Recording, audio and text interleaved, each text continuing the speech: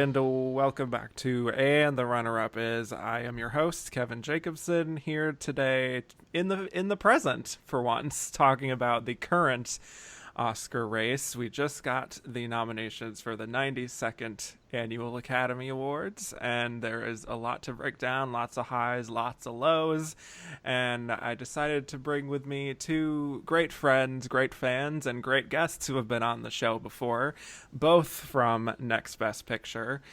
First off, we have a guy who you first heard talking about The Exorcist in the films of 1973, as well as On Second Thought for The Grand Budapest Hotel, as well as Babel, three very different films. Please welcome back to the show, Cody Dericks. Hello. Hello. And, of course, we have the woman you first heard on How the West Was Won in the films of 1963, as well as On Second Thought for Juno. Again, very different films. Please welcome back Casey Lee Clark. Hello. So happy to be here. Yes. So we are recording this on Oscar nomination day, and I have just been in the thick of it all day, just constantly thinking about, writing about, talking about these nominations. So I wanted to sort of give the listeners my thoughts, as well as the thoughts of you two wonderful people, about just what the state of this race is, whether there's anything from the past we can learn to maybe figure out who's going to win this thing, trends, all of that. So first off, I just want to get into a breakdown just of general thoughts. What were your thoughts, highs and lows, in terms of these Oscar nominations as a whole in the year of our Lord 2019/2020? I'll start with Casey. I feel like there wasn't, with the exception of some outliers, not too many surprises. There was things that I was disappointed in, but not as things that I knew were definitely a possibility. There wasn't any exciting, oh, this person didn't get any precursors and showed up anywhere. That wasn't really the case. Nothing fun like that. And picture was just the PGA 10-1. So it was fine. It was mostly just a lot of chaos at points, but nothing that I was too over the moon about or too extremely disappointed in, I guess you could say. Yes. There was chaos, but also it felt strangely overwhelming, or underwhelming, I should say. Yeah. So, Cody, what are your thoughts? More of the same? Yeah, kind of the same. I mean, there was very little I was excited about outside of a few random texts here and there, which maybe we'll go into later. But overall, the big categories, it kind of was either predictable or not exciting, really, unfortunately. Now, I'm talking in terms of precursors and what's come before, and that's not to say that the nominees aren't worthy, but you hope for a little bit of excitement and fun little shakeups this season, or any season rather. But overall, just kind of just okay. I mean, I'm sure we'll talk about the more disappointing aspects of it down the road a little bit, but we all got something to say there, I'm sure. Mm-hmm. Yes, and that speaks to something as well, what you were just saying about sort of, if we're really in the race like we are, just following it day to day, all the precursors, this can seem pretty underwhelming in terms of the actual results, because they largely went with the movies that we expected them to. Very little surprises. The surprises we did get were just kind of meh.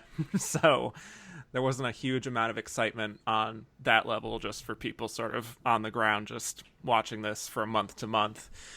But there are a lot of good nominations here, I would argue. I mean, certainly the Little Women sort of surge last minute was something that people were predicting and hoping for, and I'm glad that it bore out with 6 nominations. Even if it wasn't for director, I certainly don't think that Greta Gerwig is that upset with the way things shook out at the end of the day. But right, because besides the obvious best director snub, it kind of had its best possible day, barring maybe a production design possibly, but otherwise it hit everywhere it really could. Especially the Ronan inclusion was especially encouraging. Yeah 2 acting nominations, and writing, which I do think there is a possibility that she could have the support to possibly win that writing award. I think so. Yeah. But Joker. So on the other side of the fence here, we have this film Yep. that has certainly been a firestorm since before it was even released. And there was very little indication of a backlash here because it led the nominations with 11 over The Irishman, over Once Upon a Time in Hollywood, over 1917. So this is certainly not something I expected to wake up to this morning. No. And the most unexpected part of it for me personally, and tell me if you disagree, is that it of all its nominations, it didn't get into production design, which is, I mean, I don't love the movie, but I think the aspect of the movie I'd most be okay with it winning. I mean, it's kind of undeniably great and so important for the mise en scène of the entire movie, and it didn't even get in that category, but it got in like costume design and makeup. Yeah, that's a weird snub. That was the one where I was just like, you're giving it everything else. Like, you just Yeah. Yeah. That would arguably one of the most deserving of them. And it's just, I mean, costume design, what are we doing there? What, I mean, the suit? Okay, sure. Yeah, it's like I've learned, I've accepted Joaquin and everywhere that's going, and I'm fine with score and everything else. I'm just like, what's happening? and clown makeup, I guess, is what we're honoring. Yeah, although that it hair. well at the guilds or something. Okay. So It's very interesting, but I also feel like despite leading the nominations, it's in a weird spot where nobody really thinks it's that much of a contender. So it's in a very interesting spot where it has broad base of support. I have to wonder why we're all thinking that, because like as much as I would, putting my personal feelings of the film aside, like yes, it is my least favorite of all the Best Picture nominees.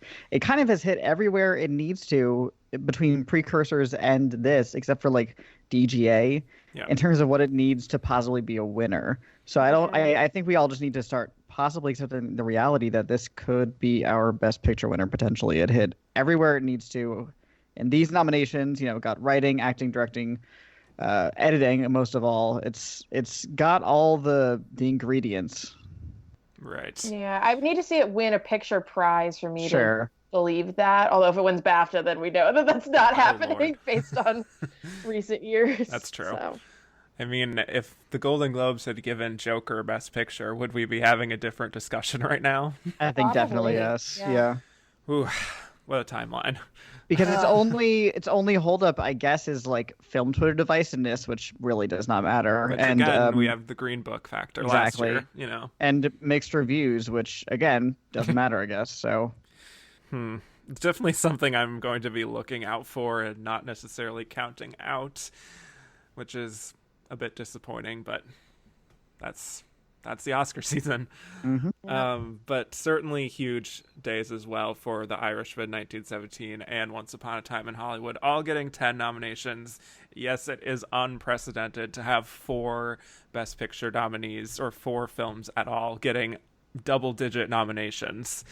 So I'm almost positive that is a first in Oscar history. It is, yeah. I saw an article at Deadline that did the research and said it's the first time it's ever happened. Yeah, the closest you can come to something like this is like 1964, where we had My Fair Lady and Mary Poppins and Beckett all getting at least 12 nominations, which was wild. But yeah, we have these 3 films who, again, certainly cannot be counted out. A lot of people are saying Once Upon a Time in Hollywood is becoming the front runner.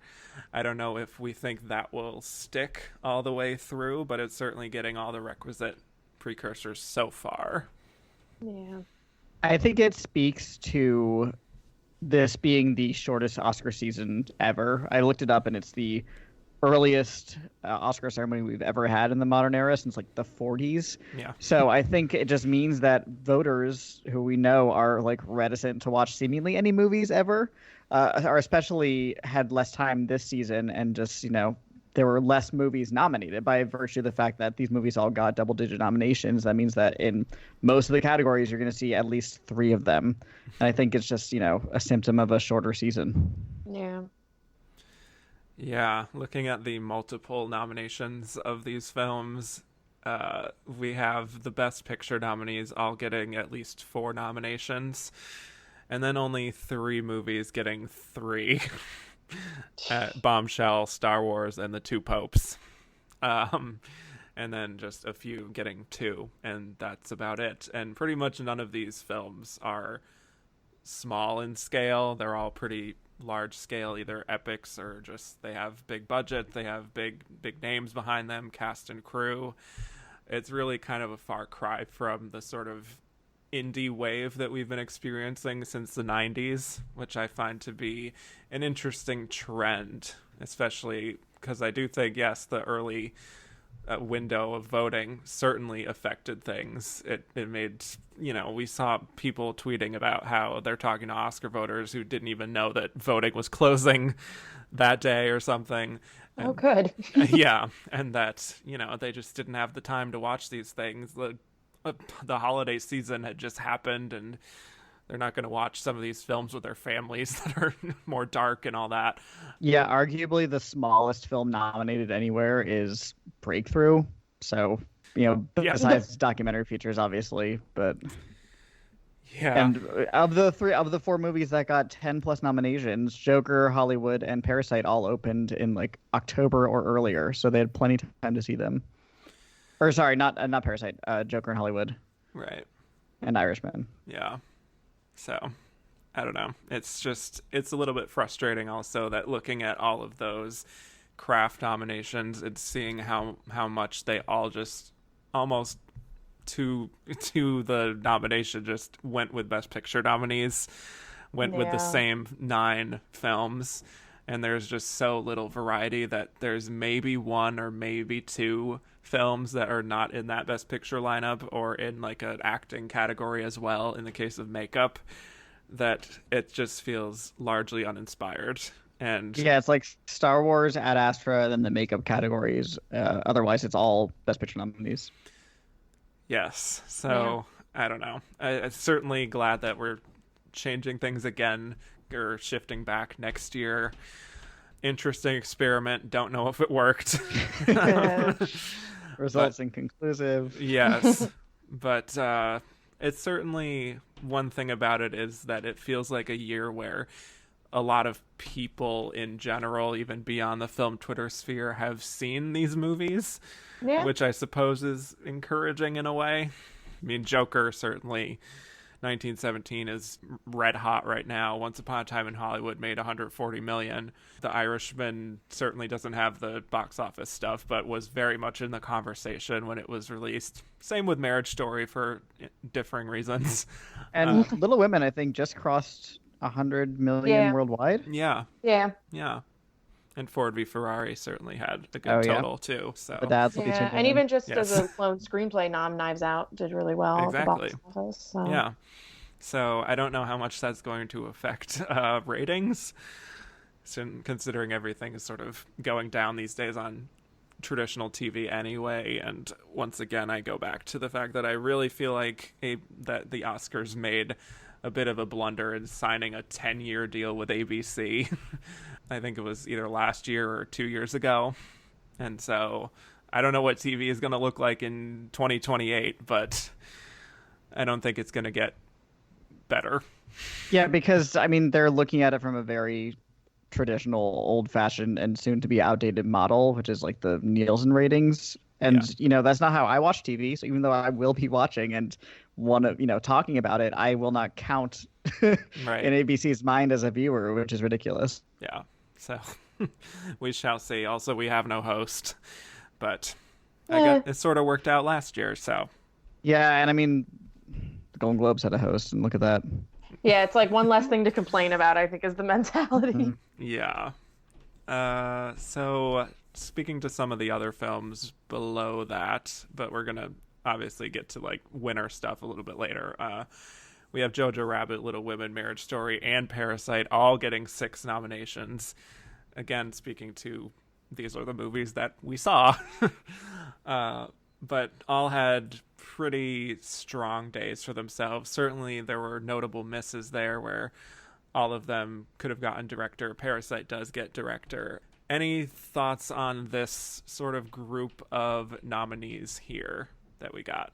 Yeah, I mean, I think the big takeaway was like, Parasite didn't show up in any of the acting categories. I mean, like, it was already kind of a difficult hurdle, especially not getting precursors outside of ensemble awards. But people were still, me included, predicting Song Kang-ho getting that surprise nomination. So I think that was the big takeaway with Parasites, I guess, like nomination total was that like was probably the one big place outside of like sound categories or some of the music categories, really. Yeah, I feel like the amount of people predicting Song Kang-ho as a surprise nominee almost made it a surprise when it was Anthony Hopkins Exactly. in the end. So Well, it's like, oh, okay, well. With that one, I had said to myself, because I didn't have Jonathan Pryce in, and so I was like, as someone who's seen the two popes, I was like, there's no way they're going to nominate Anthony Hopkins and not Jonathan Pryce, so I'm not predicting him. And then when they nominated both, I was like, well, yeah, package deal. I was right. Can't have one pope without the other. So the Marriage Story, Jojo Rabbit, that sort of, I feel like, is certainly like tier 2 of this group of Best Picture nominees. Again, both had very solid days for themselves. I was happy to see Randy Newman getting in for score. It's certainly been a while for him, and I really enjoyed that score. I know it was a little bit divisive, but Love that score. yeah, happy to see that. And Jojo Rabbit, I was predicting Taika to get into director just because I really thought it was going to be between him and Todd Phillips, and I thought that considering DGA did not go for Todd Phillips, that seemed like his like home field advantage, to be honest. And for, you look at the Oscar directors branch, and they're very much more highbrow sort of thing. But Todd Phillips does end up getting that in the end. But Jojo Rabbit still does very well. It gets acting and writing and several of the crafts, including film editing, which was pretty crucial as well. Yeah. At one point, gets double nominated for it. Yeah, ScarJo is having her moment. There's also a possibility that Jojo Rabbit sort of gets like the here's your award for adapted screenplay, since Taika is certainly a name and it's feels like a writer-friendly sort of project, but also so does Little Women. So right, they basically have the same backstory for potential wins, and I think the advantage there is that Little Women is kind of cresting its buzz at the right time, whereas like JoJo is kind of just sitting on a plateau at the moment. Mm-hmm. Yeah, I think also the fact that Greta's been nominated before, and it's like she hasn't won yet, so I think there's that added bonus. Yes. Yeah, she's only made 2 films, but it feels like she's overdue. I know. But isn't the stat that she's like the second woman to direct multiple Best Picture nominees? Yeah, I think that's right. So who's the first? Catherine Bigelow. Oh, yeah. The big one, yes. But I don't know, it felt like with Jojo Rabbit that was going to be a film. I remember when September, October, around that area, people really felt like this might be a Best Picture winner since it won the Audience Award. It felt like that sort of film, even though it was somewhat divisive in certain sections of the internet. It's kind of a crowd pleaser. It makes you feel good by the end, but I would be safe to say that ship has sailed at this point. Yeah. Same with Marriage Story, which again is another interesting narrative to have watched happen from week to week. Yeah. Yeah, there was a point in time where I had it winning, so. Yeah. Although it's basically one of the few movies that's guaranteed at least one win walking in the door, essentially. Yeah. So let's celebrate that. Mm-hmm. I mean, yeah, I've seen some comparisons to this being like A Star is Born last year, where, it has the 2 lead performances, both of which were considered at one point a possibility to win, especially Adam Driver. And ultimately the buzz just sort of came and went almost as soon as the greater public started seeing the film, and there were memes. I don't know how much that affected things, but I don't know. It just felt like that peaked way too early for any sort of thing outside of Laura Dern. Yeah, unfortunately. Yeah, Marriage Story and Jojo Rabbit feel kind of a piece in a way, in that their buzz kind of hit its peak about 3 months ago. Yeah. And so it became undeniable, I think, that Marriage Story especially, but also to a lesser extent Jojo Rabbit would at least be nominated. And at this point, they're both tracking to win no more than one award, frankly. So an interesting way that the buzz kind of rises and falls across the season. Yeah. But with Parasite, that is something that I continue to find fascinating because it feels so unique. Certainly worth commending that this is the first South Korean film to be nominated for any Oscar, let alone 6, including Best Picture and Director. So huge accomplishment for Bong Joon-ho. Even though everyone was expecting it, that's still a very powerful moment to have happen, even if it is 92 years later. But I do think that there is still a potential for Parasite to pull this thing off. And it comes down to the sort of X Factor nature of it, the fact that there's very little divisiveness with Parasite. Everyone who has seen it seems to fall head over heels, or at least they don't hate it, or they're not people who are anti-Parasite.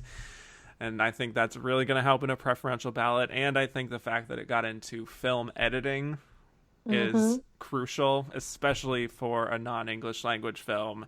That is so incredibly rare for that to happen in film editing. Roma missed last year, and, Green Book got into film editing. So, that was one of those things where people were like, well, Green Book had that film editing nomination. Roma didn't. Maybe we should have seen the signs. So I wonder if there's something with that with Once Upon a Time in Hollywood missing, ? Yeah, if Parasite takes it all the way, which I think is definitely possible, especially because I am predicting Bong Joon-ho to win director, it would kind of remind me of like The Shape of Water winning, which was similar in that like nobody disliked it seemingly of anybody really, and it was kind of an undeniable technical accomplishment. So that would kind of be, if we're looking for history to pin this down to, that's what I would say in terms of precedence. Interesting. Yeah. It doesn't check all the same boxes, but it's just kind of a similar feeling to me. Yeah, no, I see where you're coming from. And I think that editing nomination was key. Plus the added bonus of like, not that it's a big deal, but production design. I think getting into at least one of those below the line text besides editing, I think was, just added support and well deserved. Absolutely. And for contemporary production design is pretty big deal. Yeah. Yeah. Yeah, something I'm very much looking for. Yeah, I mean, it's just because it doesn't have acting nominations. We saw the same thing with Slumdog Millionaire and Braveheart and The Last Emperor. These things can happen.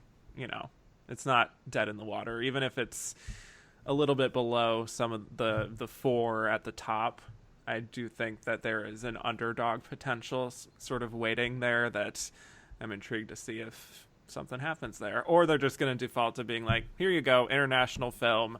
Exactly. Bye. Yeah. I'm hoping a preferential ballot can be helpful to it in terms of nobody dislikes it. It gets a lot of number 1s through 4s, essentially. Like nobody's going to put it lower than that, I imagine. But yeah, trying to math out the preferential ballot is kind of a fool's errand, so I don't want to go too much into that. Oh, yeah. And then we have the happy to be there Ford v Ferrari.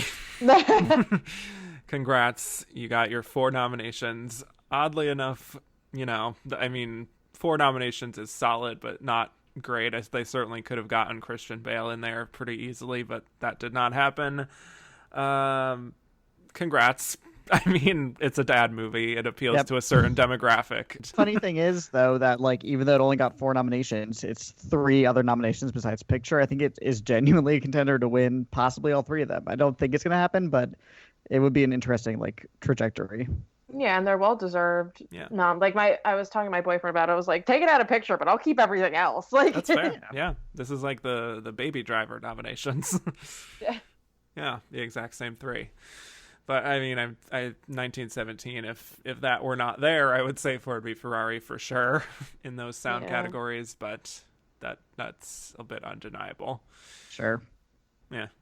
Especially with it peaking at the right moment. Exactly. Skipping just quickly, speaking of, since we're on that, I'm curious to hear what you think is winning film editing, because that could go any which way aside from, I guess, Jojo Rabbit. Because we have Ford v Ferrari, The Irishman, Jojo Rabbit, Joker, and Parasite. Does this go to Thelma for The Irishman again? I want it to be. I really do. Yeah. But it's hard to say. I think that I don't know if that film peaked too early or that it's just hitting with people differently. But I want that to happen. I could see that happening.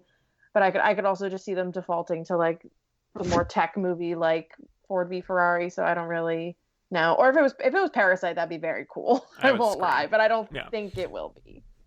It's interesting because if either Hollywood or 1917 had gotten in here, I might predict one of those, but Yeah, they're exactly. strangely missing. I mean, you can see why 1917 is missing, and but I don't really know why Hollywood isn't here considering its performance today.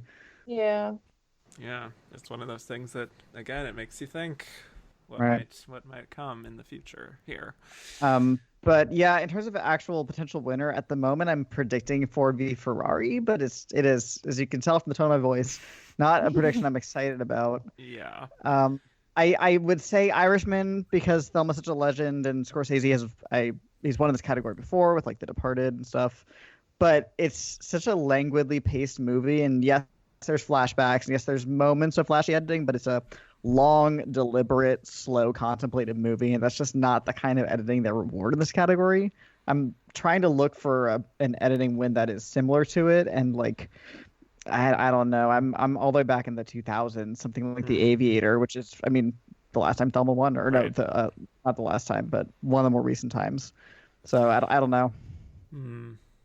It's, yeah, I sort of want to default to the Irishman there, but yes, that's been one of the biggest aspects of it, is the idea that this is such a long film and it has that sort of pace to it that, yes, it is a very non-traditional winner here.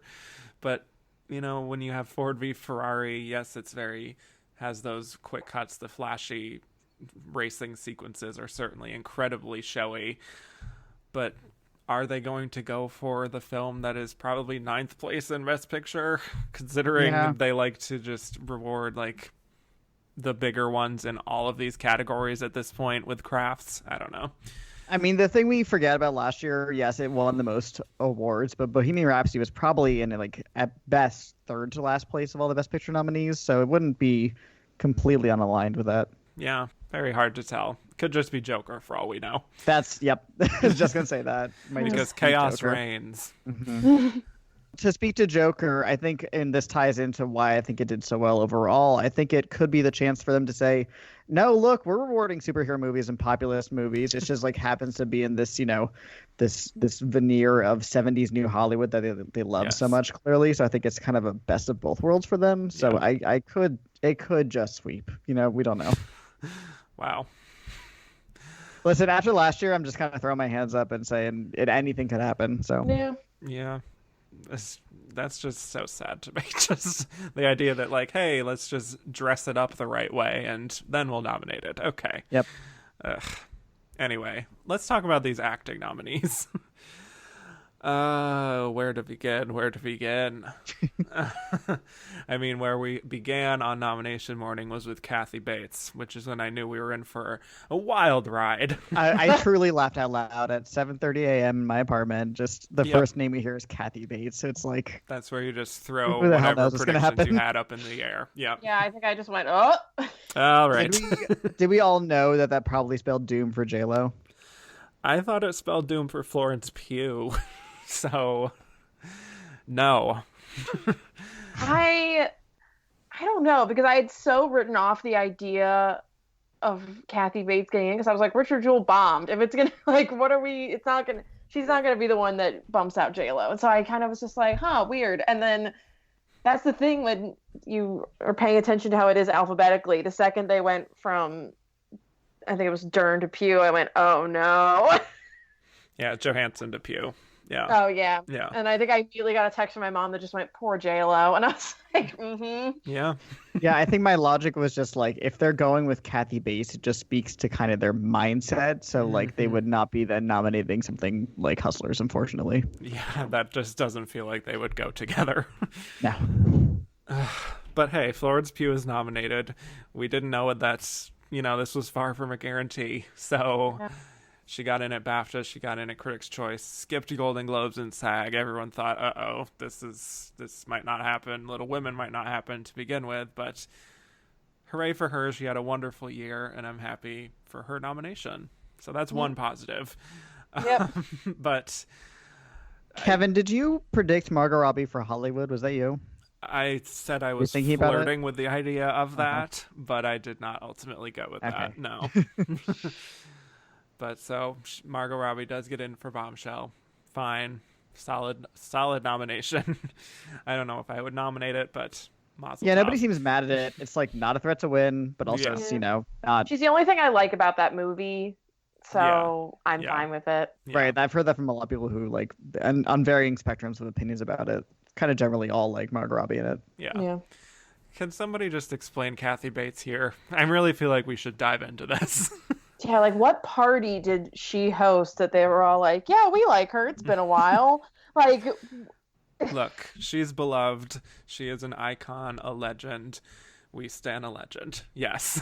Yeah, and I mean she got the Golden Globe nomination, so it's not entirely out of left No. field. Yes. But And we should have the discussion that if she was placed in SAG in the right category, because she was submitted in lead, oh yeah, she probably could have gotten into supporting, right? yeah, that felt like a SAG. well yeah, especially with Nicole Kidman being there, that Right. kind of felt I like feel she a would have we don't taken know that slot. spot. Right. Exactly. So if that had happened, this would not have felt like it came out of nowhere, like it Totally. did.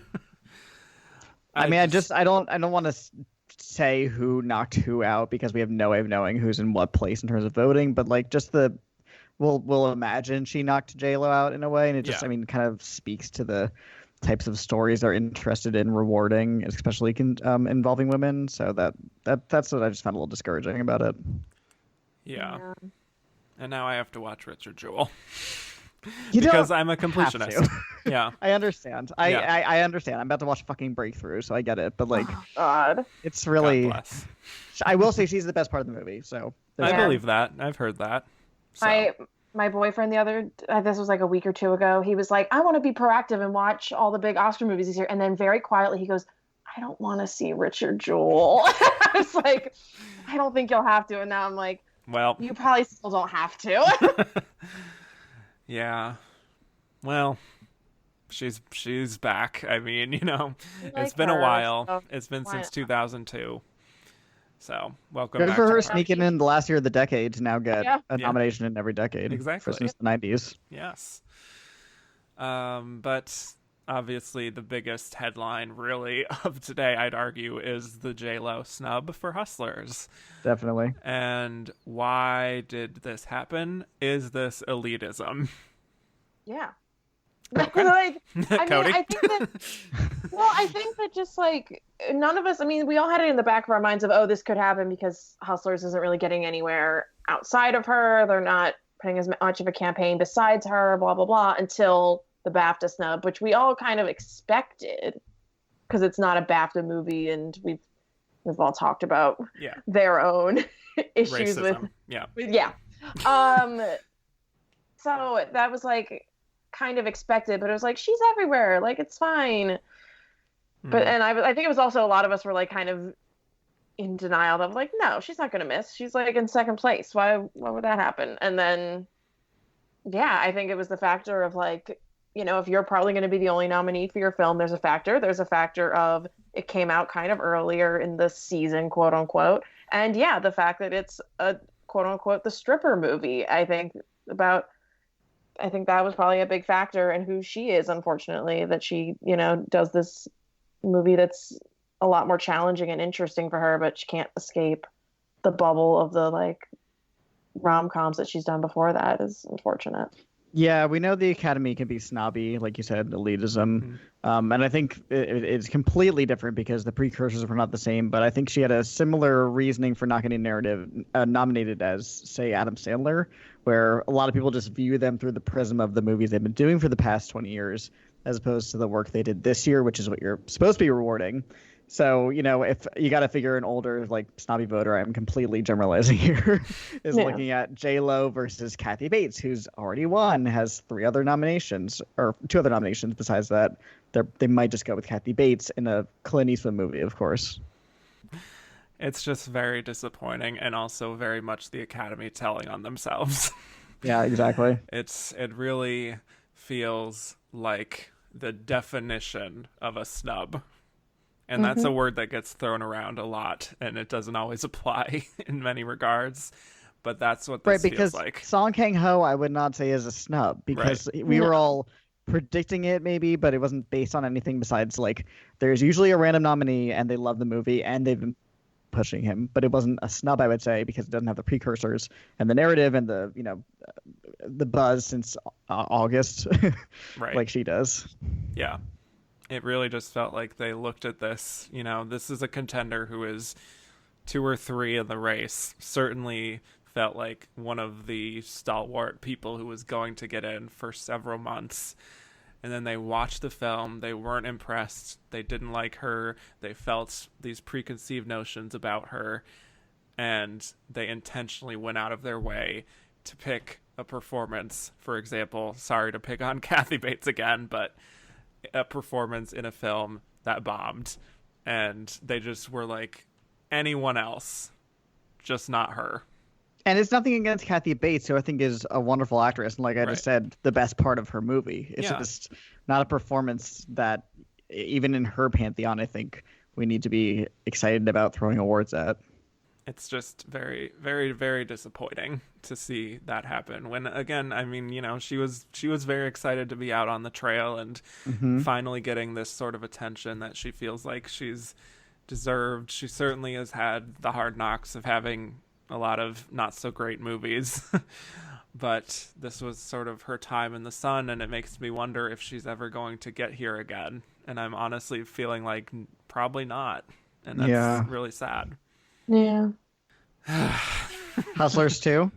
Hustlers 2. Ramona's Revenge? Yes. That's actually a very snappy title. Thank you. But congrats to Laura Dern. She will sweep the season. And I mean, I don't know either of your thoughts on that performance in particular and your thoughts on her as an actress, but there's certainly been a lot of discussion about how maybe she doesn't deserve this. What are your thoughts? I mean, I recently did my own ballot, and I personally prefer her slightly more in Little Women, but I'm not picking on it. But she's so charming and she gives wonderful speeches that I can never be mad that she's up there. Plus, I love that movie so much. If they're going to give it literally anything, I'm like, fine, whatever. I'm not mad about it. I think also because my personal winner in that category is Florence Pugh, and I know that's not happening. So I'm just Me too, Casey. I have reserved. I've just given. I'm like, you know what? Laura Dern is not a bad option. Right. With J-Lo out of the way, there's very little to complain about with Laura Dern winning in a way. And I mean, Laura Dern and undeserving are two things that will never be in the same sentence for me, or I think really anybody with 2 eyes and ears. Yeah. I mean, it's not a bad performance at all. It's a good performance, and we've had way worse career wins across the last 92 years. So not much to complain about. Yes, I'm certainly fine. Plus, with it's a true supporting performance. Exactly, so which we need more of. Exactly, because we look at the other supporting actor category. Oh my and god, that is filled to the brim with category fraud. Yeah, so 3 at best, 5 if you want to make the argument potential co-leads there. Yeah. But congrats to Laura Dern in advance.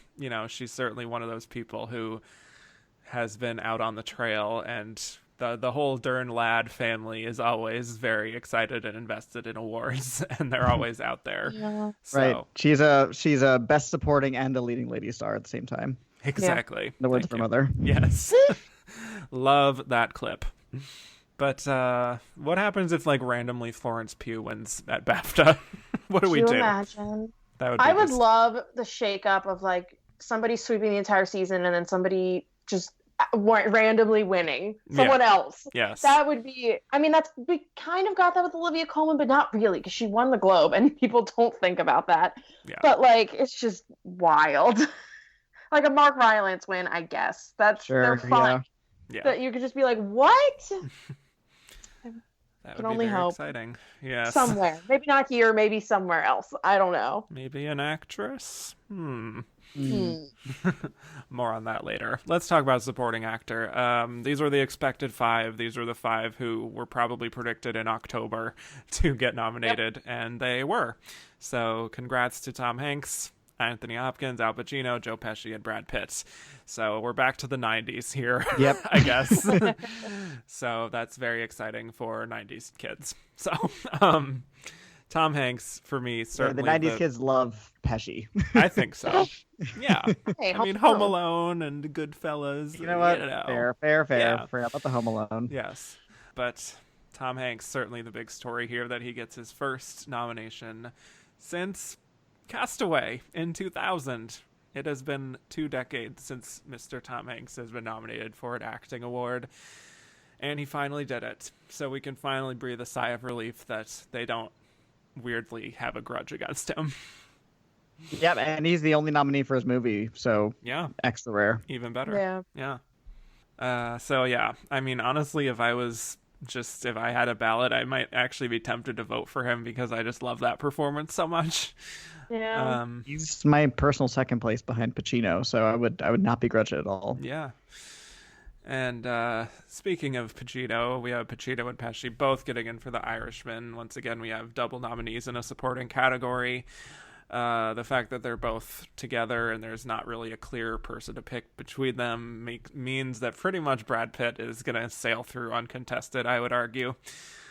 Yeah, it reminds me a lot of the 1990. It reminds me, I wasn't there. I was an infant, but when in the '91 Oscars, when who was it? Harvey Keitel and Ben Kingsley were both nominated for Bugsy for kind of a very similar dichotomy of roles. Yeah. Ben Kingsley was like very quiet, methodical, and Keitel was very bombastic.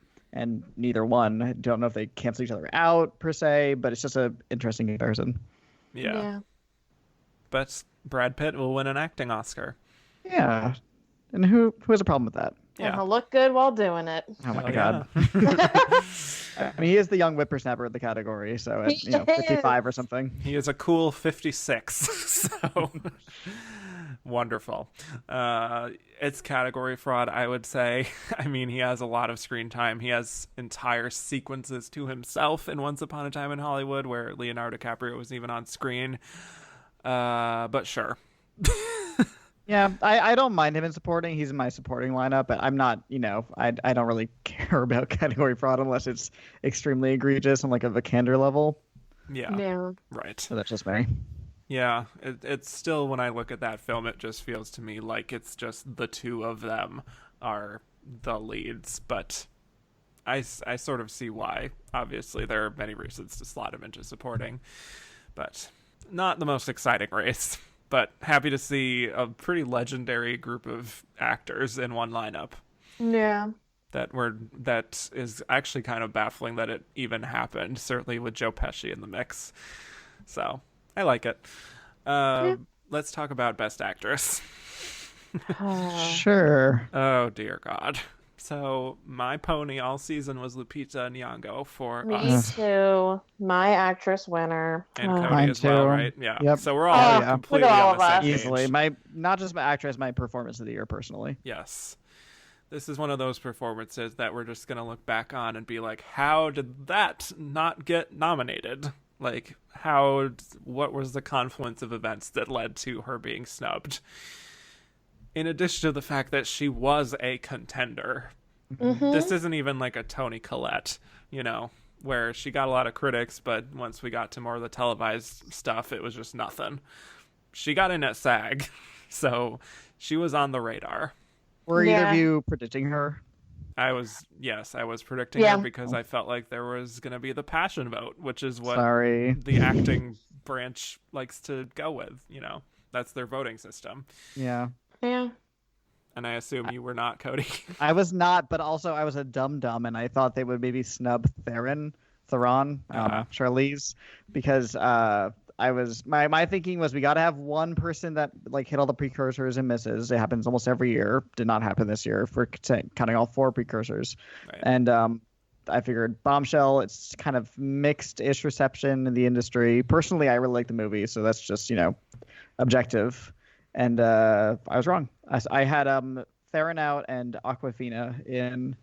So yeah, I was wrong. So we have Cynthia Erivo, Scarlett Johansson, Saoirse Ronan, Charlize Theron, and Renee Zellweger. I have to admit that in doing sort of predicting in the weeks before this, all the way leading up to this morning, I really felt that this was the worst case scenario, personally speaking. Because I loved Aquafina so much in The Farewell, and I adored Lupita in Us, and it felt like these were the 7 contenders. And for Cynthia Erivo to get in, who I like, is a very talented artist. The fact that this is for a, Harriet Tubman biopic, happy that Harriet Tubman is finally the focus of a film, but I think it's very telling of what the Academy values. Mm-hmm.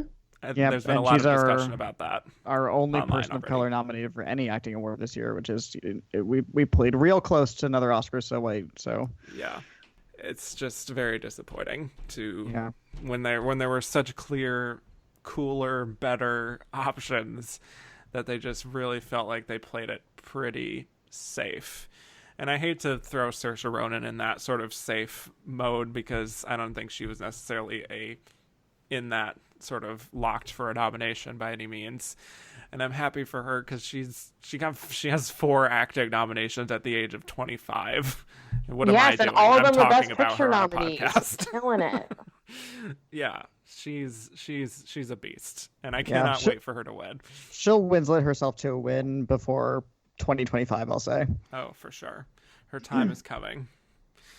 Looking at all the acting nominations, I'm just realizing they kind of all look like people like us who've been following the race really hard for the past 6 months. It looks like all of our predictions from circa October, like all the categories. Yeah. So I wonder if that's just gotten to the point where Oscar voters who, I don't think it would be shocking to hear, a lot of them watch less movies than we do, not to pop ourselves up, if they are just catching up to where we were about 3 months ago. So maybe we should have just stuck with our October predictions. Yeah. I mean, looking at it now, it really just feels like this is what I was predicting in September. Exactly. Mm-hmm. Just, a lot of these movies, even sight unseen, just like, this makes sense on paper, so sure. But then there's usually a switch up where something else happens, but that just never happened here. But looks like we have Renee Zellweger winning, right? I mean, is there even an alternative that could pop up at any of these other places? I mean, we'll see what happens at BAFTA, I guess, or SAG, but I'm not predicting her not to win there, so. Yeah. Yeah. It's not the same comparison because this movie has more nominations than it, but it does. The general buzz. I mean, I might be very wrong because I'm not in the room, but it doesn't feel dissimilar from the Glenn Close energy from last year, and that's different because she, had somebody else win the Golden Globe who is actual competition, so it's not exactly the same. But I don't know. Yeah. It just kind of feels like people are going for it by default, and there's not a clear other passion pick. And she's good in the movie. I like her a lot, but I mean, it's interesting because she already has an Oscar, so it's not like a career win. Yeah. There's no clear narrative besides comeback for Renee Zellweger, and it's hard for me to tell, certainly based on the reaction in the Golden Globes room when she won, whether people are truly invested in that comeback. Yeah. Hard to say. I just feel like the industry has a really, really weird relationship with Renee Zellweger that sometimes I see at some of these events where there feels like there's a bit of a distance, but I don't know if that's going to factor into the rest of the season at all. But, happy to have her back, certainly, and I was, when she was up on stage at the Golden Globes saying, it's been a while, I'm like, yes, it really has, Yeah. This is I really nice. forget that, yeah. Yeah. And I can respect why she stepped away. I remember reading something that said she stepped away because she felt like she wasn't seeing and talking to, real people who she would ostensibly be playing on screen, so she needed to kind of recharge. So I think if they can get that narrative going, it'll become more of an excited win. I don't know why there's not really much of a narrative at all besides, like you said, welcome back. Yeah, I mean, the only other alternatives, I would say, I don't really think Charlize is going to win this one. I don't think Cynthia Erivo is in the running either, but I mean, for me, it just comes down to Johansson or Ronan. I mean, Ronan, if that was going to happen, feels like there would have been more of the groundswell at this point to be like, this is her time. Let's finally embrace her. But I don't know if that's really happened yet. Maybe on her next nomination, maybe on number 5, something could start happening. But with Scarlett Johansson, she has 2 nominations. Statistically, it's like 50% whether, a person with 2 acting nominations actually gets a win. But I suppose it's not impossible. The actors clearly loved what she did this year enough to get 2 nominations, and it is kind of wild to me that she went from 0 to 2 nominations in 1 year after years and years of snubbing everything she's done, including Lost in Translation. Is she the first person to get 2 in 1 year, and that was their first nominations? Off the top Jamie of my head, Foxx did. Yes. Okay, you're right. Yes, and he of course won. So Yeah. don't know if that's happening for her, but I'm sure she's I think I saw it was thrilled. 7 out of 10 of the double nominees won, so it's about a 75-25 probability. Yeah. I just think it's not happening. Right. But happy to have Renee back. Yay. With Best Actor, this was certainly the one where everyone was tearing their hair out trying to figure out what the configuration of this was going to be. And what do we think of what ended up happening? We have, of course, the expected Adam Driver and Joaquin Phoenix and Leonardo DiCaprio, but then we also have Antonio Banderas finally getting his first nomination and Jonathan Pryce finally getting his first nomination. Yeah, it seemed like Two Popes had died off there for a bit and then got that BAFTA resurgence, which I felt like we all expected, and then I didn't think anything of it. And then, this was basically, I think, probably my lineup back in September, October. Yeah, exactly. Jeez. Not again. Yeah, I'm really happy for Banderas. It's a wonderful performance and a really deserving, not just career capper, but also I think personally his best work. So I'm just really happy to see him here. Yes. It's my personal pick. Yep. Far from guaranteed, but yes, that was such a subtle, layered performance, and it's so wonderful to see him finally get the recognition he's deserved after decades and decades in the industry at this point. So that would definitely be my personal winner as well. Of course, Joaquin Phoenix is sucking up all the oxygen in the room, and Joker leads the nomination. So if there was any doubt about, maybe Adam Driver could still take this, well, good luck with that. Don't worry. Yeah. No, immediately after I saw Joker, I'm not trying to toot my own horn, but I basically said he's winning. It's the exact type of performance that actors love, because it's something to aspire to, the kind of roles they want to get, and also it's the kind of performance that they think they're all giving all the time. Not to speak not highly of actors, I am one, so I can say this. So it's a really attention grabby performance, not dissimilar to Rami Malek from last year. I think he's much better than Rami Malek. That's not that's not shade, but it kind of feels of a piece with that. Yeah, it's you hit the nail on the head that this is exactly like the aspirational sort of thing where he is suffering for his art and just really going for it in all of these ways. And certainly, the fact that it's tied to this iconic character is part of it. Sort of wild that the character of the Joker is going to win multiple Oscars for people, not unlike like Kings and Queens and also Joker. And every movie with the Joker in it wins an Oscar. It's like a weird stat that just holds true. Yeah. That is truly bizarre. How does this happen? He just casts a spell over people, that Joker. That kooky Joker. Yes. I don't know. I didn't like the movie. I don't know what I'm talking about.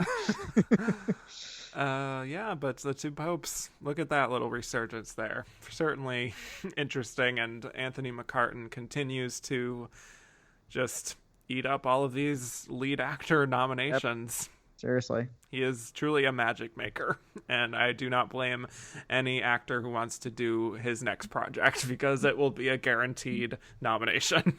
Yeah, and then this was one of his better screenplays, I think. A lot of people. For sure. Oh, by far his best. And, yes, rightfully nominated and adapted screenplay. So, yeah, again, happy to be there, but this is Joaquin's. So, to sort of wrap up the acting, I think it's clear at this point that there were no indications within these nominations that anything will change between, what we've seen and what will actually happen. Our acting winners will almost definitely be Joaquin Phoenix, Renee Zellweger, Brad Pitt, and Laura Dern. And how do we feel about that acting class? Well, I was gonna ask who you guys think, like, how would you rank them in order of likelihood? I think I would go Dern, Phoenix, Pitt, Zellweger. Yeah. Yeah, that's probably it. I would Especially almost now. put Pitt at the top, honestly. Really? I just Okay. feel like there's no clear alternative there. But same thing with Laura Dern. I Sure. don't know. It just feels like there's almost no alternative for any of them that is super clear, like that would lead to an Olivia Colman type of upset. Yeah, unless one of the Irishman guys wins at SAG, that could create at least something That would slightly be fun. interesting. Yeah, yeah, Yeah, because Pesci has no SAG awards and Pacino's are only for TV, and we know they like to kind of make up past because they're newer. They like to fill in the blanks of people they haven't awarded yet. So, yeah. And I think that's sort of what happened with Denzel Washington with Fences as Yeah. well. or somebody like Judi Dench and Chocolat, like it happens. Right, exactly. That was, yeah. I did not expect that reference today, but but yeah, not my most exciting group of acting wins here for these specific performances, but I can't say that I hate any of these actors by any means. So Right. It's not dissimilar to 2017, where, I mean, my sentiment, and I know a lot of people's similar sentiment, was like, well, I like all these actors for the most part. I'm happy they have Oscars in their house, but for this, I just, yeah, you wish it was for maybe Yeah. other projects. yeah, I don't think anybody could say that any of this is their best work. Yeah. Yeah. Well, I mean, there's been some discussion about Renee Zellweger and how she sort of transformed and all that. I don't know. But let's talk about director. So there was a lot of, discussion online today and throughout this whole season about female directors and all of the great work that they've done this year. Little Women, Hustlers, Portrait of a Lady on Fire, Honey Boy, Beautiful Day in the Neighborhood. There were many options, and the Academy did not go with any of them.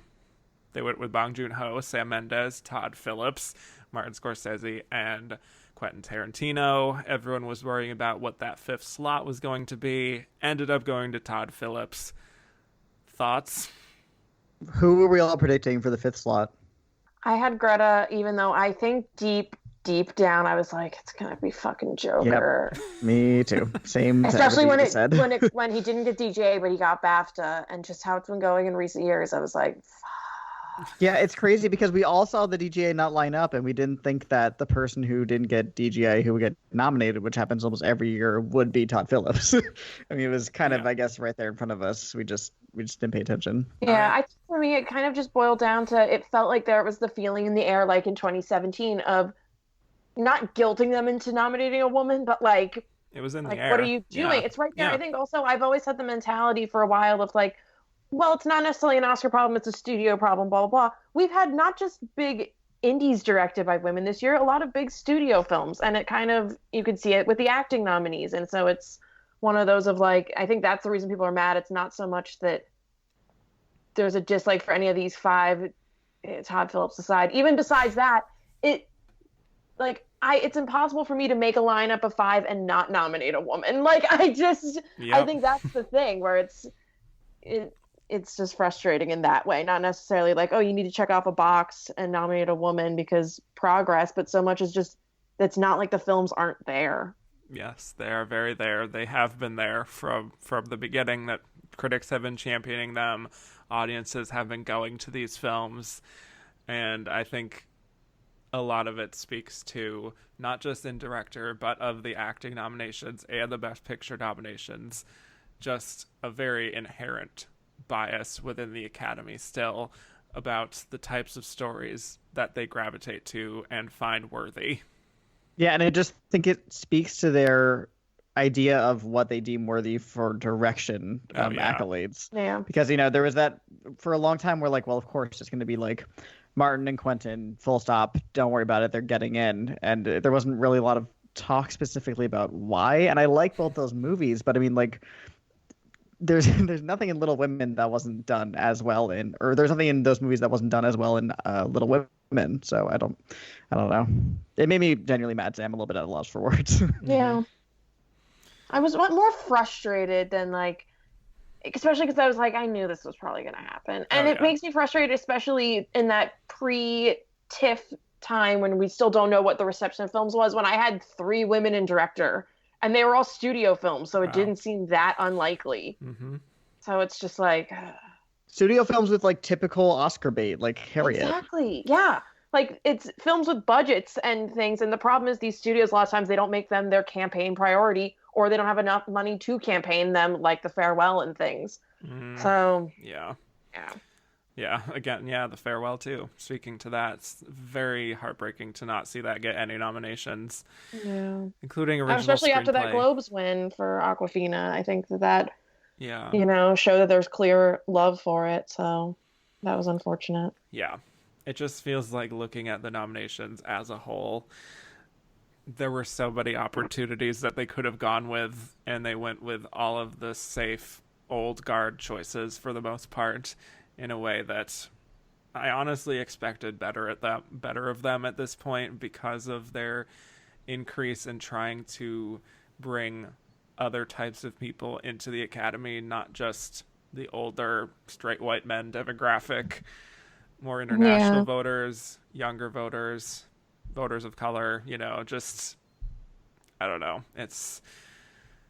It's disappointing, and I hope that we can learn from this and move on to next year and see what we can do. Yeah. But again, happy for Bong Joon Ho. Yep. I want to Yeah, highlight that. I think silver that's lining. an incredible nomination that, again, everyone expected to happen, but is still very much worth celebrating the fact that it happened at all. And Cody, I think you mentioned that you have Bong Joon Ho as your director winner. I do. I'm not excited about it. I'm not like I am excited about it. He'd be my personal pick, but I'm just. It could easily be Sam Mendes. It could easily be Tarantino. There's just so many options here in terms of like where it could go, especially in this decade of like splits upon splits between this and Yeah. Direct Picture. So I don't know. I'm predicting Bong Joon Ho for now. I think I need to see some more precursors to really finalize, but that's where I'm at now. Yeah, It same. just fits of a piece with the winners of the past decade, I think. Absolutely. Hmm. Yeah. I still think Sam Mendes is very much in this. Oh That yeah. is very much the technical achievement of the year and is in keeping with in that respect sort of like a Revenant or even like a La La Land, as weird as that prediction is, just in terms of the logistics of it are just so insane on so many levels that directors eat that shit up. And you know, Tarantino I think is certainly a possibility if we just get to a point where we're just going to be like, it's Once Upon a Time in Hollywood. We are coordinating Quentin Tarantino, giving him his first director win. That is very possible. But I honestly do think we're probably heading towards yet another split between picture and director. Yep. Yeah, Sam Mendes makes a lot of sense. And I actually predict that I will switch that to my prediction. But I mean, for now, I'm just gonna stick with Bong Joon-ho. Yeah. Yeah, I want to see what wins DGA before. If it's Sam Mendes again, then I think that kind of answers it. But if Yeah, it's that and Bong BAFTA will or be someone helpful. different, then I think, we'll Feels like see. BAFTA goes with Mendez. It just depends on DGA if it also goes with Mendez. I don't know. Yeah. Weird that we're sort of just dismissing Martin Scorsese in all of this discussion. Yeah, I I mean, know. he's solidly my number five of potential winners, oddly enough. Yeah, Even below Todd Phillips, just by nature of that's how well Joker did today. that is wild. But we didn't speak about this, but I mean the fact that Robert De Niro did not get into actor, even though some people thought he could finally sort of sneak in there after missing a lot of precursors. That's not great. Uh, Yeah.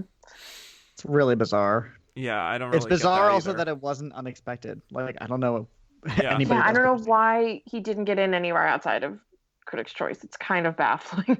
yeah, I think it was like a weird snowball from like, well, we could understand the Golden Globes because they just don't like him. I don't know, whatever that logic was, and then everything else kind of just fell apart from there. Yeah. hmm. Yeah. This is gonna be a head scratcher going into Oscar night for me, unless of course it just sweeps all the way through, or something like a Mendez or a Bong Joon Ho. But still, very intrigued by this, and I'm usually a lot more invested in the acting races personally than director or picture, but Same. intrigued to see how this thing ends up. But before we go to some of the, just quickly over the below the line stuff, what are our predictions for Best Picture? What's going to win this thing? Let's start with Casey. Oh no. I was waiting for Cody to talk. I was waiting for you to talk. Oh no. At this very moment, by default, I have Hollywood just out of what it's been winning so far. But in the back of my brain, I keep going, but Parasite's going to do so well on a preferential ballot. Mm-hmm. But I don't have it winning anywhere else except for maybe director and international feature. If it upset in screenplay, then I think that would be game over. But I don't know. And I know that a film can easily, win picture with only one or two other awards. I don't think that's unheard of at all, especially in recent years. But I don't know. And I'm still trying to figure that out. I need to see it win a big award somewhere, unless just it winning international feature everywhere is good enough. Like, it didn't win Critics' Choice. Not that it has any overlap, but, that was kind of telling of Hollywood's support. So I don't know. Mm-hmm. But I think it's between those two, honestly. Oh, yeah. So. Cody? Yeah, I also have Hollywood. But you It's don't been feel doing good real about it? well lately. I don't feel good about it. Mm. But there's a narrative truly for Hollywood, Joker, 1917, or Parasite, and also The Irishman, which it doesn't really have any buzz right now, weirdly, but it hit everywhere it practically possibly could today, except for actor and like maybe, I don't know, score. I don't even remember if it was on the long list It for wasn't that. eligible. But I don't think so. nope, Yeah. never mind then. Yeah. Yeah, so I think it's just actor. And Yeah, I guess 'cause it- sounds. Sure, but like Yeah. I mean, yeah, it hit editing, director, writing, acting, and Costumes. picture, which is everything it needs, plus some lovely text for bonus. Right. So yeah, I'm saying Hollywood just because of the current state of the race, but could be truly any of 5 films essentially. Very interesting. For a little bit of variety, I do think Parasite is going to be my prediction at the moment. Even if Once Upon a Time in Hollywood wins at SAG, for example, maybe even if it wins at BAFTA, as weird as that would sound, for it to sort of sweep all those and not end up winning Best Picture. Stranger things have happened. We have to see what happens with PGA. I mean, if Parasite wins PGA, I'm locked and loaded going with Parasite. Well, yeah. Yeah, I'm currently predicting Parasite for the SAG ensemble, just as kind of like a little bit of a I don't So am know, I. and also like I just think it could be something that the actors would want to reward, but I mean it's probably going to be Hollywood, so Yeah. Maybe. Yeah. I'm sort of leading on the idea that maybe Parasite surprises in one of these precursors, and that just gives me the ammo I need to predict it. Yeah. Might be a little bit of hope dicting on my part because it's my favorite movie of the year and is, for me, towers above all of this lineup. But I don't know. I mean, Once Upon a Time in Hollywood, it's about Hollywood. It has a lot of traditional tech elements to it. It has half of Hollywood in it, from A-list stars to sort of, Lena Dunham. I don't know. It's just, I don't know why that was the first yeah, thing she's that really popped pulling out. the votes there. Yeah, But, yeah, I'm very curious because I don't think this is over yet. And it could just be 1917 if it becomes like a gigantic box office juggernaut that everyone's talking about for a month. Who knows? Yeah, we definitely do have a race here in picture. It's just interesting that there's not much of a race in like any of the other big categories besides maybe director. Yeah. Full disclosure, I fully have not predicted a Best Picture winner right since 2013. I got you beat. I haven't predicted it right since 2012, so Wonderful. there you go. I predicted Spotlight, which was You have us Old. both beat. and I think I predicted Shape of Water. Hmm. Yeah. But I liked both yeah. those movies a lot. And so if I like a movie a lot, I'll like wishful think myself into I'll be like find every little tidbit reason, and sometimes that doesn't work like last year. Right. And sometimes it does. So Yes, I think that's exactly what I'm trying to do with Parasite. I'm sort of just willing it to happen. Will it happen? Who knows? But I'm not counting it out at this point, even if it got less nominations than some of these others. But anyway, any other below the line nominations we want to talk about here? Happy for the lone ad astronom. Yeah, that was Glad by far someone the else most saw exciting it. moment of the day. Incredible. Yes. I truly felt that was forgotten. And for it to be nominated in sound mixing is wonderful. Just, Especially because if it was going to get anywhere, I would think Yeah. sound editing. But well, all right.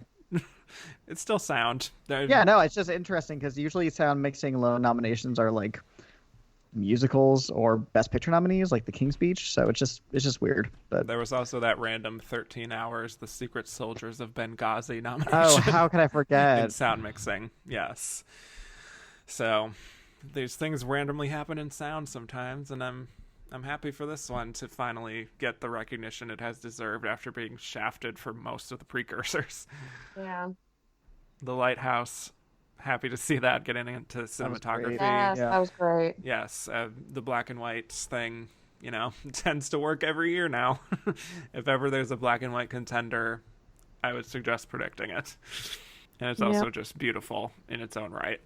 I also want to talk about how Honeyland managed to get into both documentary and international feature film. First time that's ever, ever right? happened. Yeah. Correct. And that is a major, major accomplishment, especially for a film that is not really like super traditional in nature. And I'm very excited for that. I just watched it a few days ago, so it's fresh in my mind.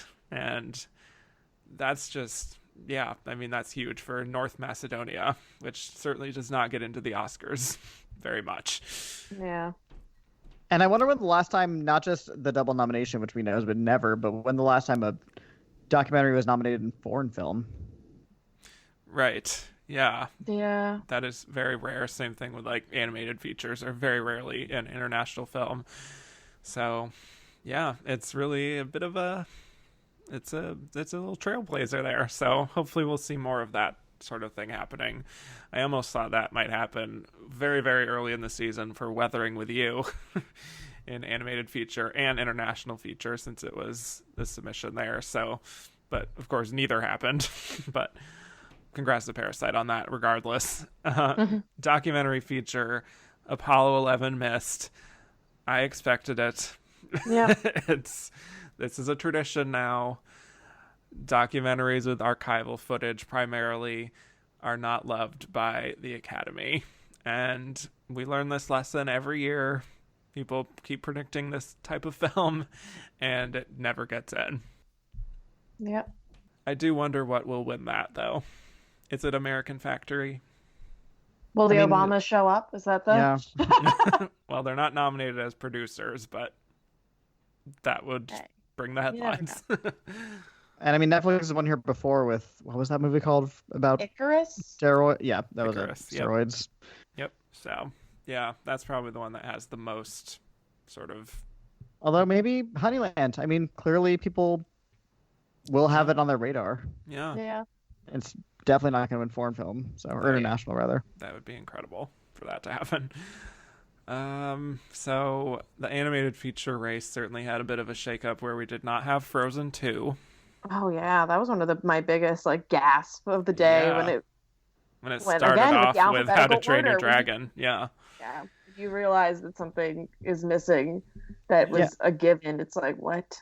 Especially since they changed the voting procedures about 2 years ago, and ever since then it's been really populist because now everybody can vote for it, I think is how it works. Yeah. If you opt in, you can vote for it. Yeah. Right. Exactly. So although I guess if we're not going to get Frozen 2, two Netflix movies makes the most sense because they're probably extremely accessible to voters. Yeah. Exactly. Yeah. So Your Klaus makes Christmas it in. movie theory was wrong, Cody. I know. My theory that they don't like Christmas movies in this category. Arthur Christmas, The Grinch, but no, Klaus broke that barrier. Klaus did that. Yes, she did. She did what the other girls didn't do. But Toy Story 4 is probably winning this unless we have something with Missing Link happening. I guess that's just a Golden Globes fluke. Yeah, I mean, I would be less likely to predict it if it didn't also get that best song. I know they're different branches, but Yeah. still points to a little bit of excitement towards it. Yeah. And I mean, they just don't really go for random small movies. So, like, predicting I Lost My Body, as much as I think it would be cool, is just probably not likely. Right. Yeah. Well, speaking of the song category, Miss Diane Warren is not coming to play. She will be nominated every time she writes a damn song for a movie Yep, you always making me maybe have watch not heard of. these, making me watch these bad movies every year. Yeah. She gets nominated. She always just is like, here I am, folks, and they love it every time. All these blandly inspirational songs. But they could love it more. They could give her a fucking trophy, and we don't have to do this anymore. But not that I Yeah. don't like her, but 11 nominations now, 0 wins. Explain. I think it's just because they're always for like bad movies. It's usually Yeah. the movie's only nomination. She fucked up not co-writing Shallow. Yeah, that was an error in judgment. But the fact Should have just that given to her in '98 for the Armageddon song. That Why was not? her best one. why Yeah. not? Yeah. But the fact that it didn't happen for Till It Happens to You just makes me I- feel like, is this ever happening? Yeah. I... But good for her. She has 5 nominations in 6 years.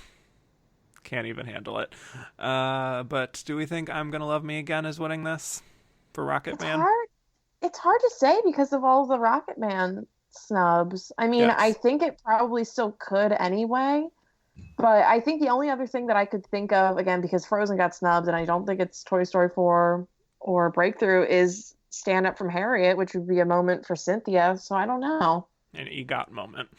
Oh, yeah. I keep forgetting that she's almost an EGOT. It's truly wild that she did one project and got 3 different awards for it Yeah. already. The power that has. Yeah. Truly. Yeah, I mean, we didn't really talk about the fact that Taron Egerton was not nominated. That was Oh yeah. I mean, a the lot of only people thing I can point predicted to that would be like he would be the classic snub. Yeah.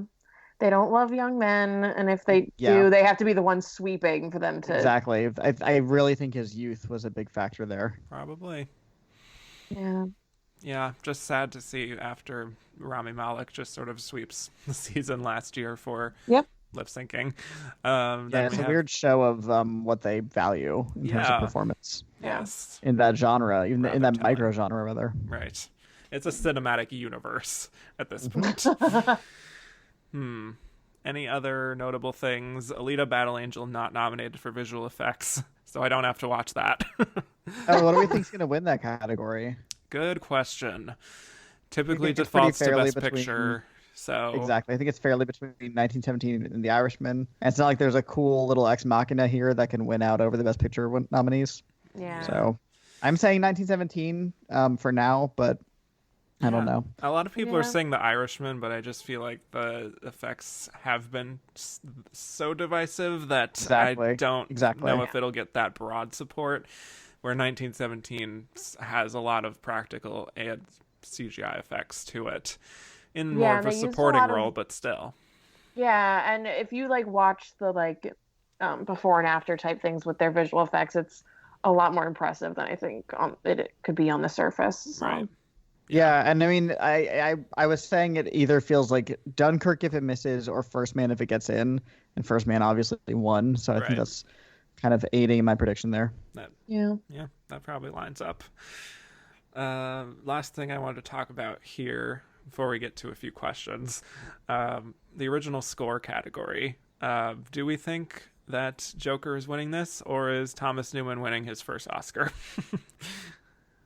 I do think it's Joker. Yeah. She's just been she won Golden Globes and Critics' Choice, and I don't really hear a lot of the overdue narrative outside of film Twitter for Thomas Newman. I know. Weirdly enough, Yeah. it's not like when Deacons won, when that was like the predominant story in the category. Yeah.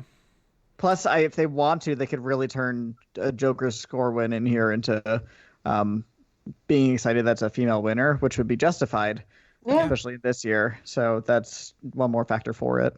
Yeah, it's the one thing at winning outside of Joaquin where I'm just like, I physically can't be mad at it. Like I'm like, I can't even think of the last time there was a solo female composer. Yeah, go ahead. Like, Yeah.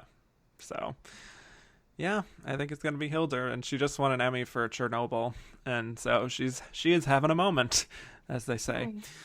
But yeah, there's been very few female composers in Oscar history to even be nominated, let alone win. Rachel Portman certainly in the 90s and Yeah, 2000s was very 21 years ago, some sort of win. yeah. So that's pretty exciting. Any other below the line stuff before we get into some of these rapid fire questions? So is Bombshell going to be the one non-Best Picture nominee to win the category with Best Picture nominees in makeup? Yep. Yep. I mean, pretty easily. I guess behind that, it's like, I guess Joker, Yeah. just by nature of its Barely. like Right. how well it's doing. But I don't know. Yeah. And I'm just gonna say that I'm a little bit sick of just like that type of film winning makeup every year now. Mm-hmm. Yeah.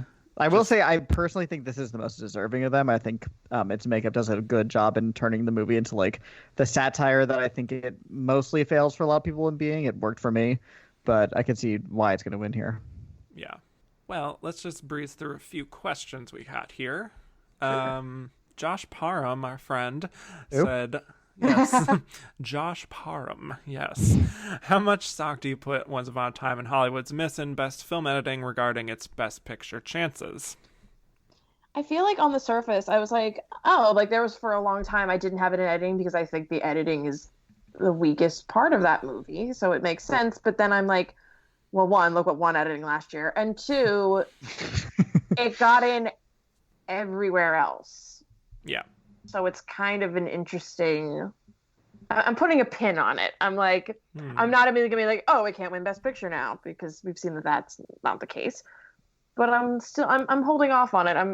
I'm dog-earing that page. Yes. Like I'll come back to it. Filing a mental note, yes. Yep. Yeah, if it had gotten in, it then would have obviously tied Joker for most nominations of the day, and I think everybody would be saying this is obviously our front runner. Yeah, So it's my only holdup, but it's quite a small one, to be honest. agreed. Jeffrey Kerr said, which film do you think would have gotten into Best Picture in a field of 10? My guess is The Two Popes. Yep, Yeah, pretty based on pretty obviously. those What acting about nom- Knives Out? Fine. I would have wanted that more. Don't Yeah, I mean, Two Popes getting into the most competitive actor race we've seen in quite some time is pretty telling. Yeah, Yeah. it's The Two Popes. Ryan McQuaid said, just blanket statement, what with almost every frontrunner missing a key nomination, what do you have winning Best Picture right now? We all sort of addressed that already. Once Upon a Time in Hollywood feels like the tentative frontrunner at the moment, but Parasite is right there, as is 1917. Andrew Carden said, does Elton John still score Best Original Song as Rocketman's lone nomination? I mean, The Road is definitely harder now that it's his lone nomination, but if any category rewards lone nominees, especially celebrities, it's definitely best song. So I think, Yeah. I think he's my front runner. Yeah, especially if you're Elton John. I feel like I think if it was anybody else, one of a smaller profile, I think we would be saying it differently. So And the thing we keep hearing repeated is that how surprised everybody was at the Golden Globes when he and Bernie said they'd never won anything together. So I think that kind of probably put a little bit of urgency to the Oscar voters, maybe to go like, oh well, we gotta be part of that, awards train for them yeah. Right. if they were watching. Yeah. They gave him a narrative to think about, and that's more Yep. than we can ask for any of the other nominees. Yep. Cameron McRae said, despite getting 10 nominations, does anyone see The Irishman actually winning anything? I mean, like we said, it's like maybe visual effects. Maybe editing, maybe adapted screenplay. I think those are easily its best chances, but otherwise, probably not. Yeah, I would say those three. It's going to be Gangs of New York Part 2. It is. Oh. All the way down to the fact that it got 10 nominations and 0 wins. Mm-hmm. Well, that's sad. Moving on to San Diego Cinerama said, would it have killed the Academy to nominate someone in supporting actor that was under 55? The answer is I asked yes. I It can't. would Who have. else would it have been? Well, how old is Song Song Kang-ho. Kang-ho? How old is he? He's 52. Exactly. Okay. Well, okay. Maybe A spring chicken. that's the Yes. phrase. Anyone under 50, I don't. I don't Jamie know. Foxx? Question mark. No one young. No Jamie one Foxx very is 52 young. also, so Lord. no. Well, moving on. The answer, of course, is no. They could not be bothered. Mr. Mistopheles asks us. Oh, the original Conjuring cat, right? Yes. Yeah. What's the point of making Diane Warren suffer another loss and not letting Mary Steenburgen get another one? Oh, don't remind me. Listen, if Wild Rose had been a bigger movie, Glasgow, if you just listen to it, is the best song.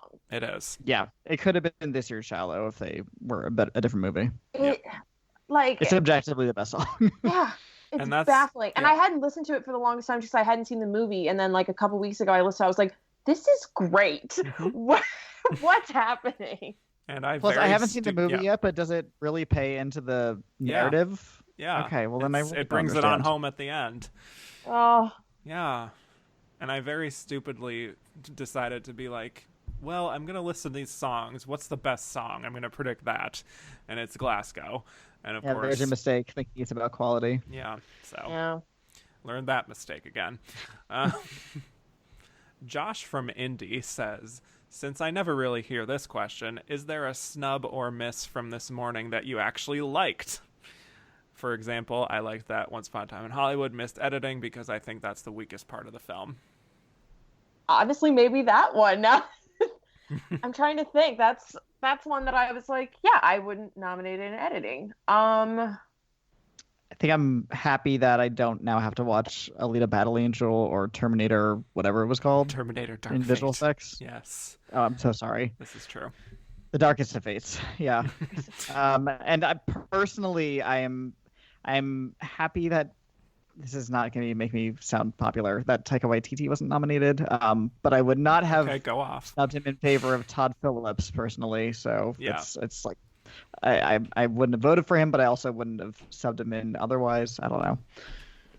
Yeah, I don't know. I don't know if I have a big one that I felt happy about because I was just sort of taken by all the ones that got in and I wasn't happy about.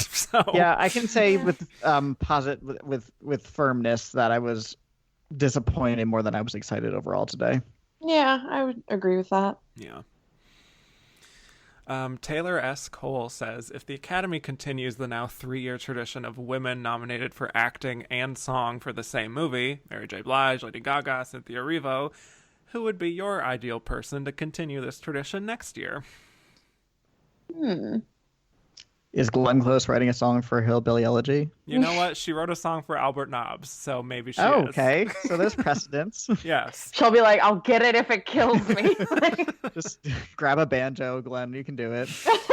Yes, she's multi. Get Amy Adams Write to the sing. elegy. Wow.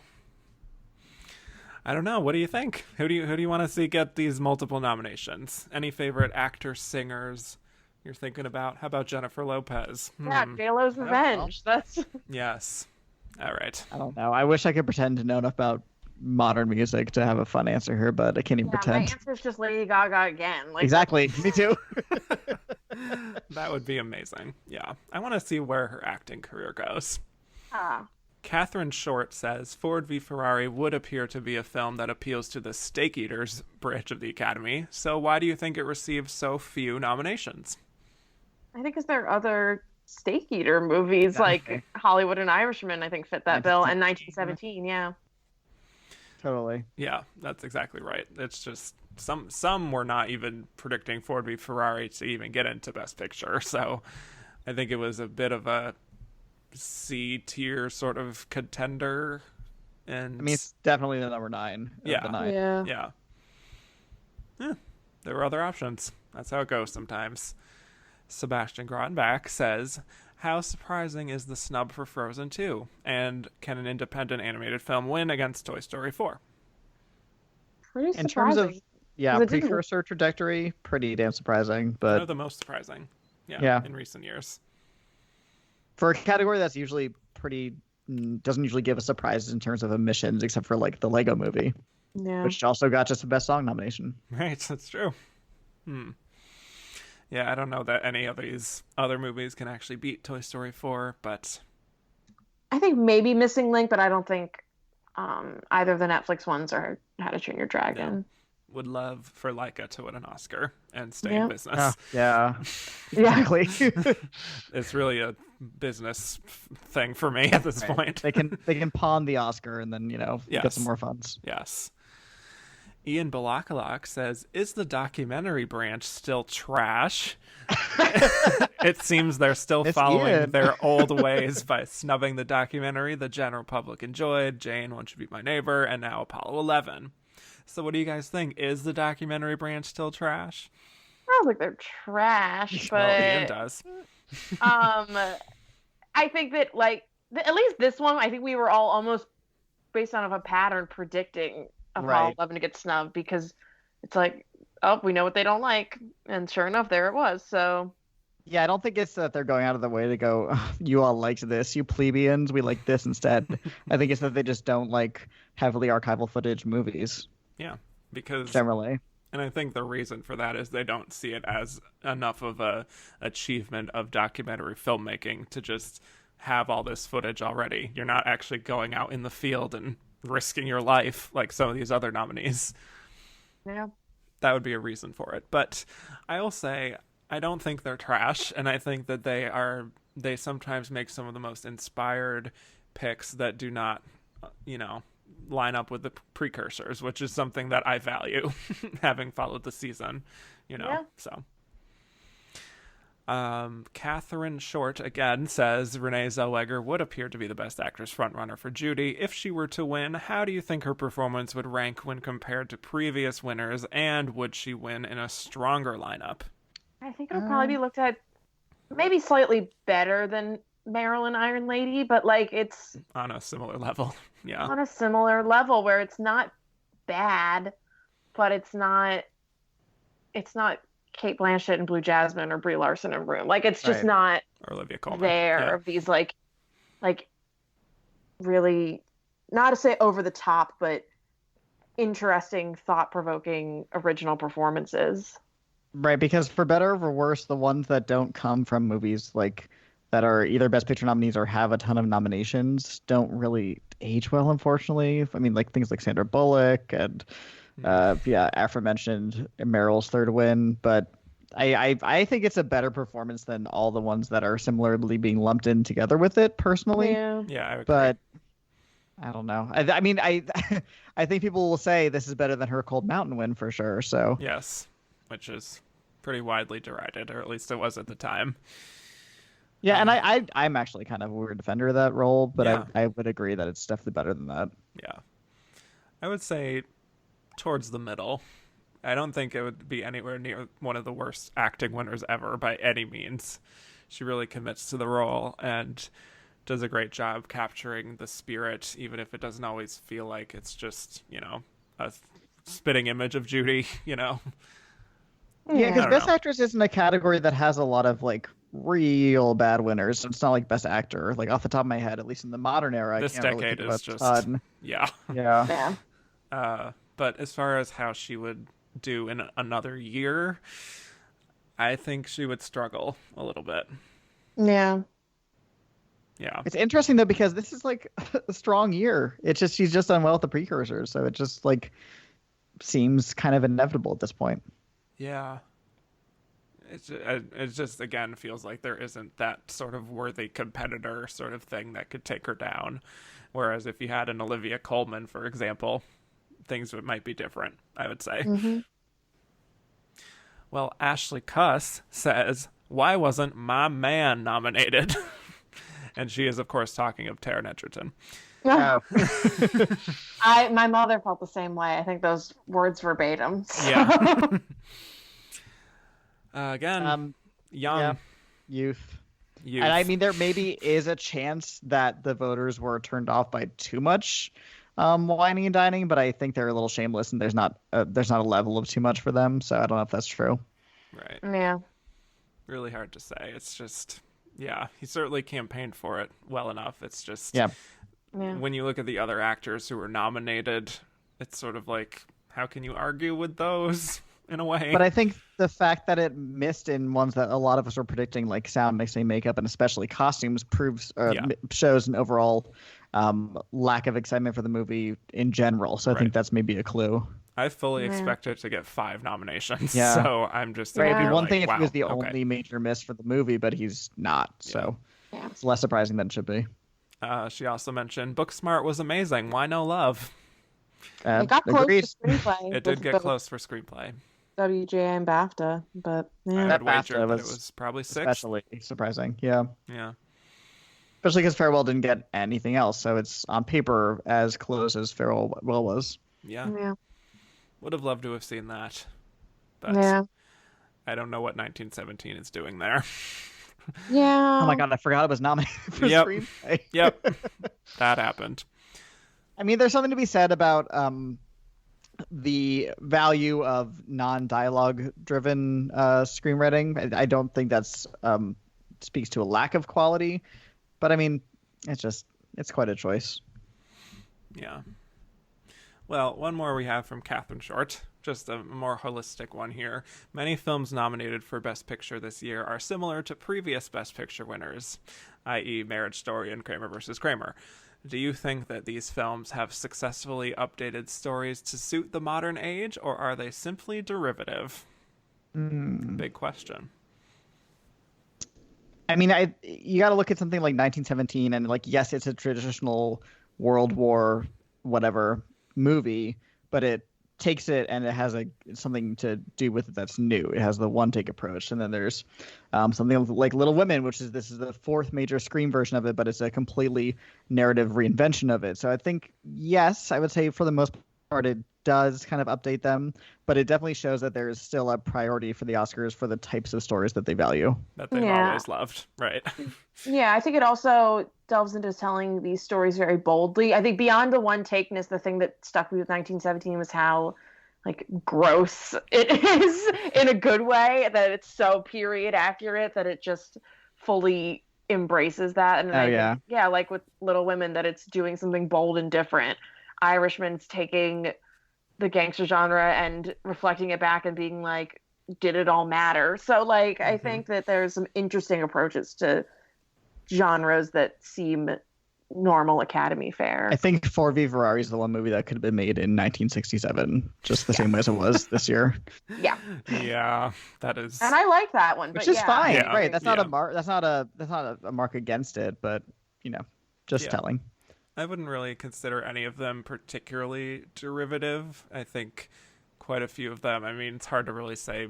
I mean, certainly Joker is derivative of Scorsese in the 70s, so I guess that. Yep. But the others, I think, some of them are just sort of master directors who are updating their own sort of visions of the world, and that's certainly very compelling. And again, with Greta Gerwig, what she's doing with Little Women is such a major modern age update as well.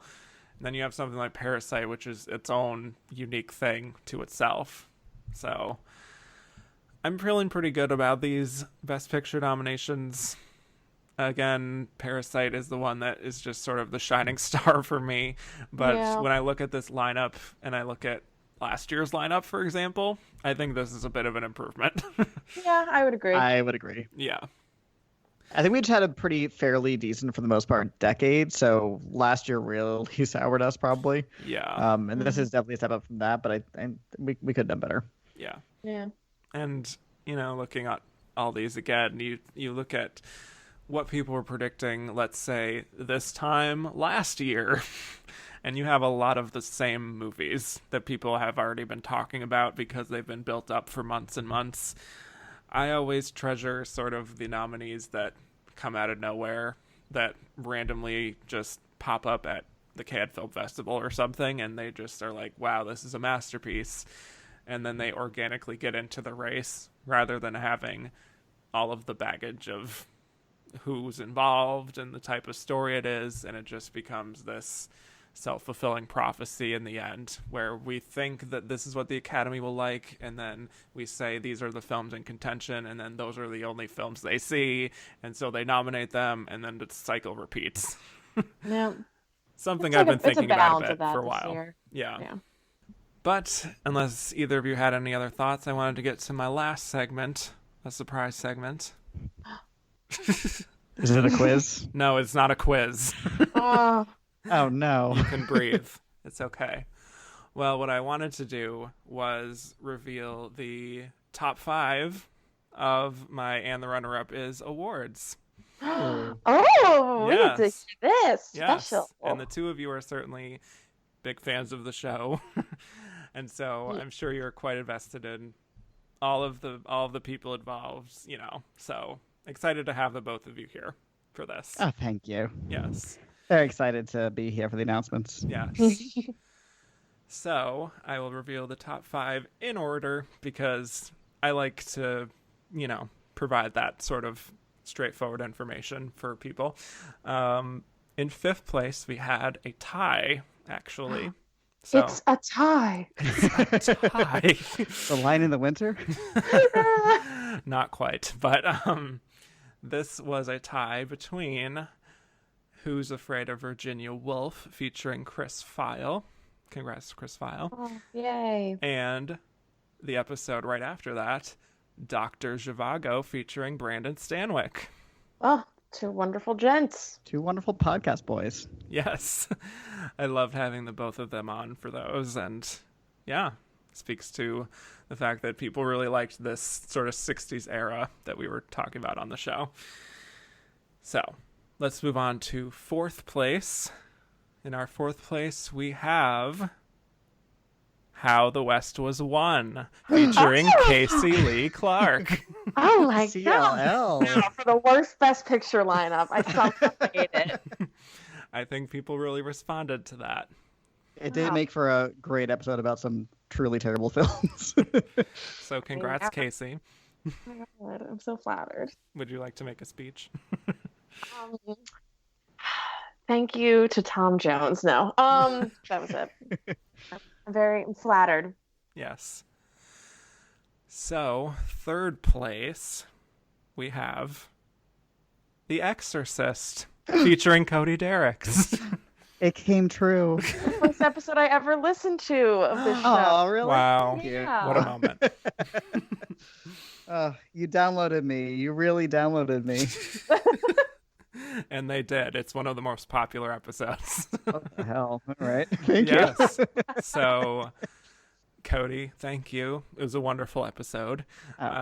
Would you like to thanks. make a speech of your own? I want to thank the Zuzu, first of all, obviously. Of course, as A boy. always.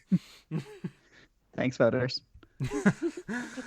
And let's get to our top 2. This might not be too much of a shock considering the caliber of people, but in the runner-up position, which of course is the position I treasure as and the runner-up is. Oh, yeah. In 2nd place, we have Giant featuring Alicia Malone. Love of my life. Love her. Truly a queen. Mm-hmm. And I truly cannot believe she said yes to this. And I am honored that she Not questioned it. Yeah, I know. And she could not be nicer. So that was wonderful. And the winner of the And the Runner-Up Is award for your favorite episode of 2019 is The Graduate, featuring Mark Harris. Deserved. Yeah. And that was, again, a situation I couldn't believe he said yes. So those 2 were certainly iconic episodes for me, for the show. Certainly highlights. And yes, I want to thank you all for voting in that poll. And thank you, Casey. Thank you, Cody. And congrats again for the listeners loving everything you do. So I wanted to bring you on for this as well. Ew. Yeah. So that's all we got. Tell the people where they could find more from you on the internet. Let's start with Cody. You can find me everywhere on Instagram, Twitter, Letterboxd at CodyMonster91. And check out my horror movie podcast. We're called Halloweeners, a horror movie podcast. And you can find us on Twitter and Instagram at HalloweenersPod. Spooky Ookie. Oh, yeah. All year round. And Casey. You can find me on Twitter at Casey Lee Clark. All right. Short and sweet. Yep. And you can find me on Twitter at Kevin_Jacobson. The show is at Oscar Runner Up. Rate, review, and subscribe on Apple Podcasts. And if you like what you hear and want to hear more, subscribe on Patreon, patreon.com/andtherunnerup for even more chats with people like Cody and Casey. So once again, thank you, Cody. Thank you, Casey. Thank you. Thank you, Kevin. And I will bid you all adieu.